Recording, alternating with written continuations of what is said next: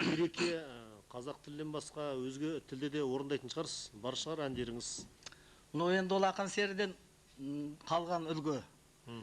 Сосын енді оны дамытып, қазір домбырамен неше түрлі күйді, әнді орындап жүр ғой. Сол енді ақан серіде орысша әзіл әндер шығарған.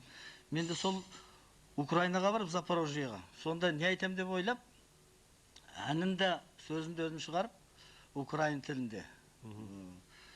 Соны енді үйреніп, сол жерде айтып едім, осы украиндар тіпті тамаша риза болды. Соны Украина золота деп атап едім, соны айтып берейін. Жақсы.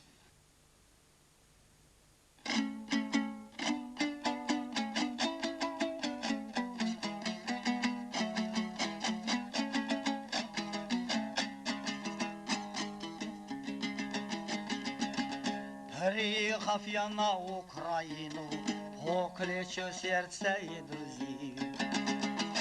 Прими поклонение цена от казахских герстепей.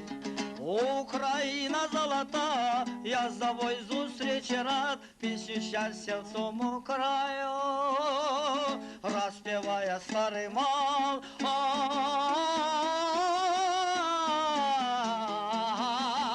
Пісню щастя в цьому краю, розпіває старий мал.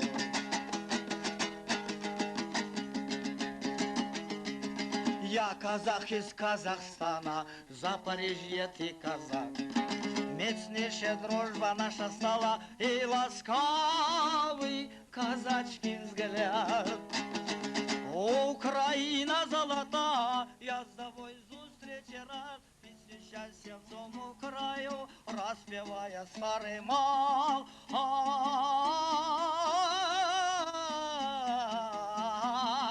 Пісню щастя в цьому краю, розпіває старий мал.